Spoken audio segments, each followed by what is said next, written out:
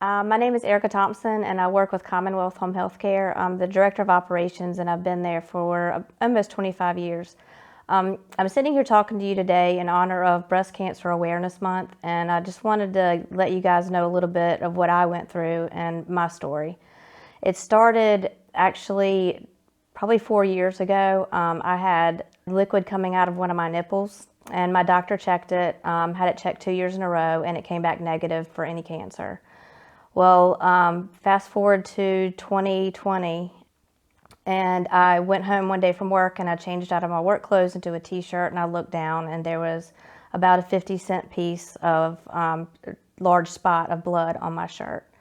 So of course that scared me, and I immediately called the doctor the next morning, and I got in and she referred me to a surgeon immediately because she knew something was wrong. So I got in to see Dr. Mancl, and she ordered a biopsy and an ultrasound, and which then came back positive for cancer. I was diagnosed with DCIS, stage 0, in one breast, and the other was abnormal cells. So, you know, when you're growing up and talking about people around you having breast cancer, you always say, or I've always said, that I'm going to have my breasts removed if it ever happened to me.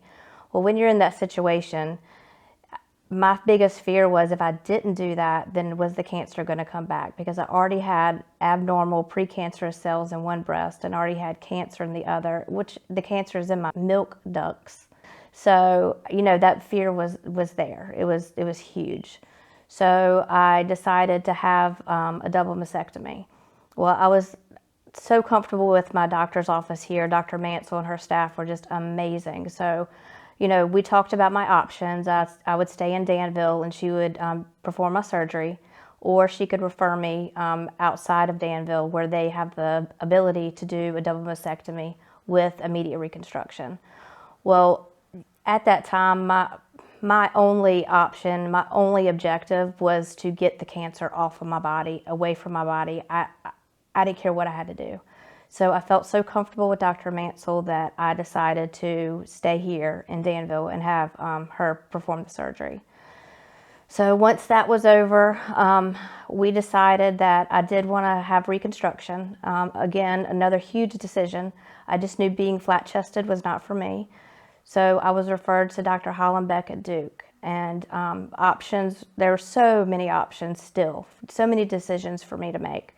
So his team was also as equally as amazing as Dr. Mancl's office. So we went back and forth of whether I would have implants put in or if I would have the DIEP Flap surgery, which is where they take your stomach and they take the fat, which is great, off of your stomach, and they make artificial breast out of that.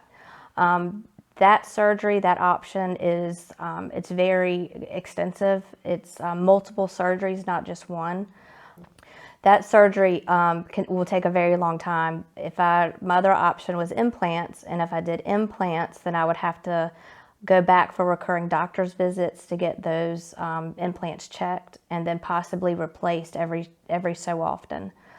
So after much deliberation with my family, I decided to do the flap surgery. My family was very scared that I made that choice because of the extent of the surgery and the recovery. It was so much more. But I felt like that's what I needed to do because I wanted to be done. I didn't want to have to go back for doctor's visits. I wanted the cancer to be over and done and finished. So I did decide to do that, and I had my surgery in January 2021, and in July of 2022, I found out that I'm done. After 3 reconstructive surgeries, thank God, I'm done. So, you know, people ask me, you know, why did you make that decision? How did you make that decision? And it's all a personal preference. No decision is better than the other. Everybody's journey is different. The main thing that I want people to know is just trust in yourself and trust in your doctor and be your advocate. You've got to push and push for your health. Pre-screening, if you find something wrong or if something's different that you feel, take action. Don't just say, oh, well, I'll go get that looked at sooner or later. You never know what it can be. And that little minute of time can save somebody's life. And I was one of the lucky ones. Very, very lucky. So that's it. Any questions, Stephanie? I'm working on it. You said a lot. Yeah, I did. I think your story is very different because I've never heard of that happen. You hear about women that find lumps in their breast. Right. This is completely different. For you to Yeah. share that, that's huge. The only other thing that I thought was very interesting knowing your story before is when you talked about your genetic testing. Okay. Because that's a huge push for people now. Right. Is like genetic testing and how that you got tested after the cancer was removed. Yeah. So Dr. Mancl, once I was diagnosed with cancer, of course they automatically send you to an oncologist. So I met with the oncologist and we discussed my medical history, my medical background, and he found that I had thyroid cancer about 10, 11 years ago, which threw up a red flag. You know, how do you have thyroid cancer? You got rid of that, and now you have breast cancer. So he scheduled me to have the genetic testing done. And also my mom did have breast cancer in the past 10 years as well.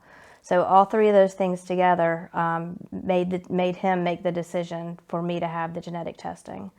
And that was a big push because you have to check a lot of boxes in order for your insurance to pay for that.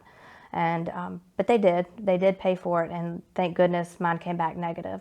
So, and they said they'll keep my blood there for quite some time because there's always marks that come up that are cancer marks, and they'll retest my blood every so often, and then they'll just let me know if I have this marker, so for the future.